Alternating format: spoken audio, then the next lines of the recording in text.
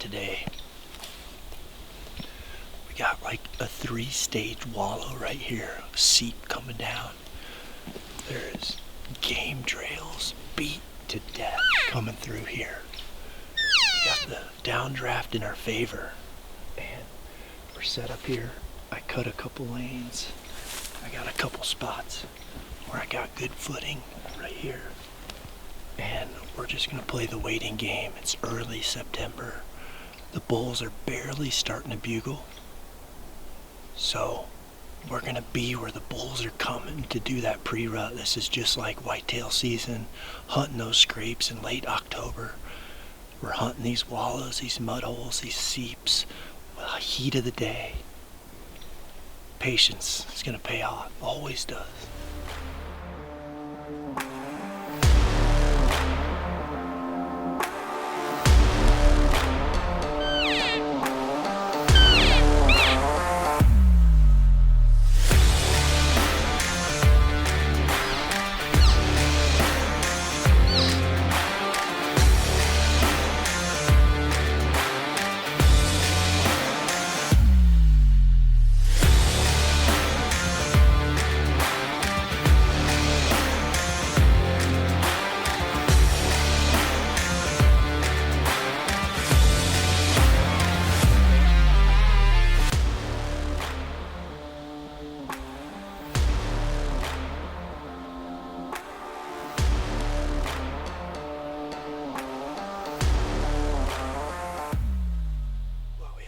Bull come in.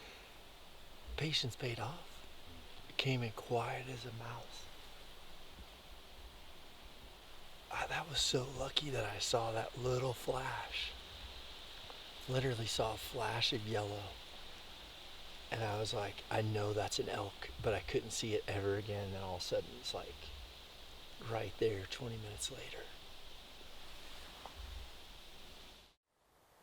Where'd you hear the bugle? This one.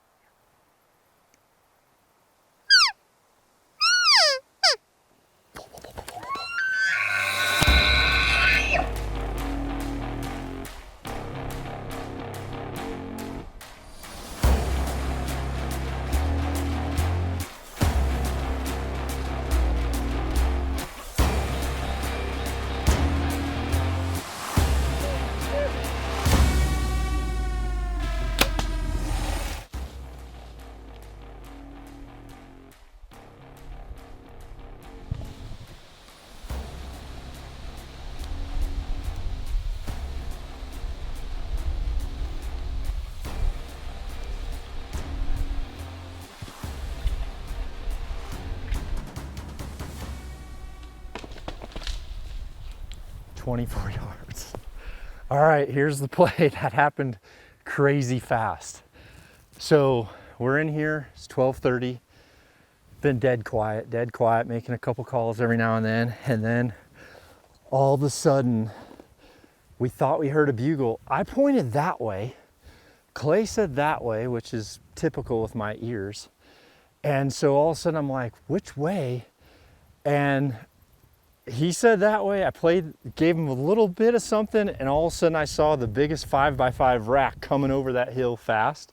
But here's what was up. I was literally sitting right here, had my bow ready, sitting right here, and I literally was right here getting ready to freaking put some coffee into this bottle. And all of a sudden we heard just a little whistle. And I thought it was that way, he thought it was that way, but either way, coffee break didn't happen. But let me show you the situation.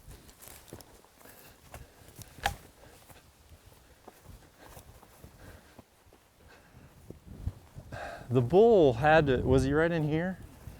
Okay, so the bull was right here. So let's see, my shot was 13 yards. The bull was coming in right here. Coming this way, Clay.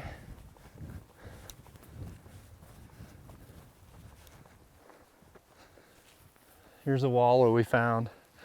Found this wallow right here. And It's 93 degrees today. So I'm like, we're not going in for lunch, screw that. We're sitting out all day. And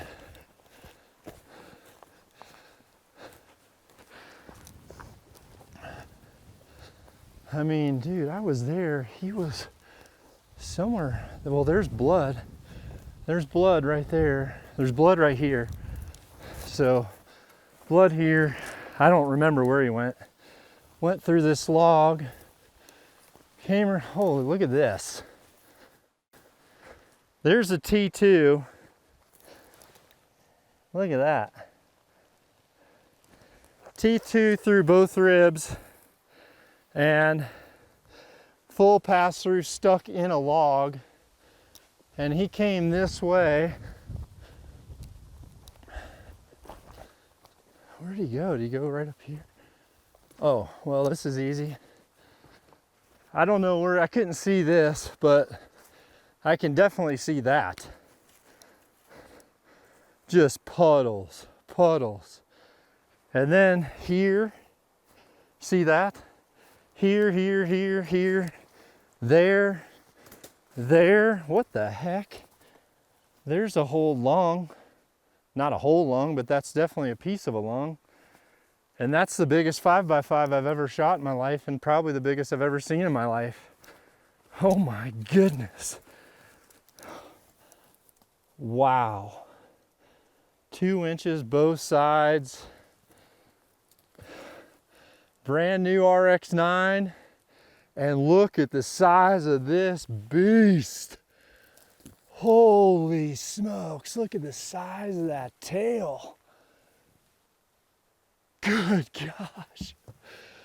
It's been so awesome. This is the first week of September, and to be honest with you, it's been really hot. And it's been a little bit of a struggle. I've only heard a few bugles, period. So haven't been bugling much myself, just been doing some soft cow calls.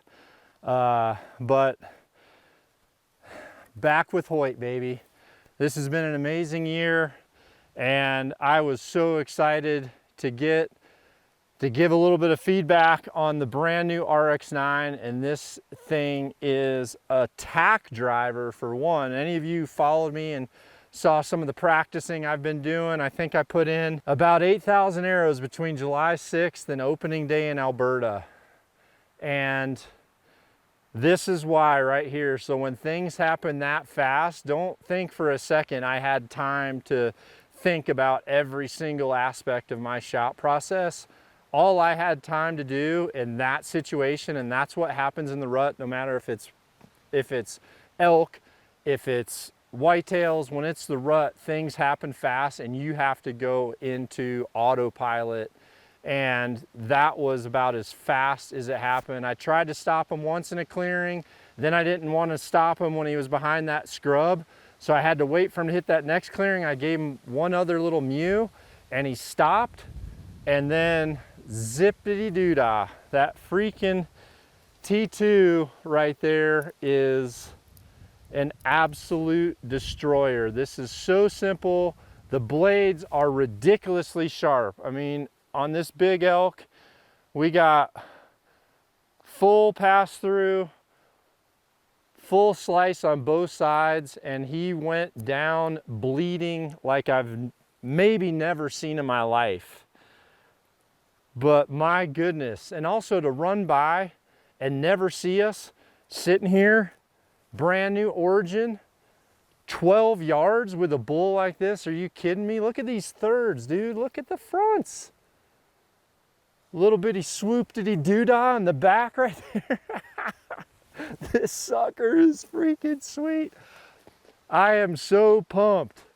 I am so pumped, and not to mention, God bless America, it's 9/11, and truth be told, I shot a 5x5 on 9/11 within minutes of the first plane.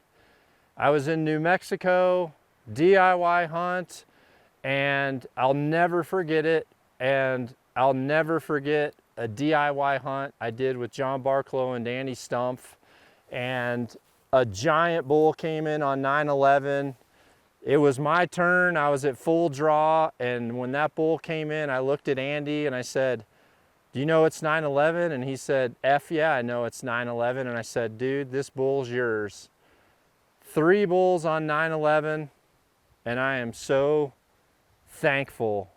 Proud to be an American, proud to have rights to hunt, proud to know where my food comes from, and proud to be back with Hoyt and Team Origin, baby. Knock on.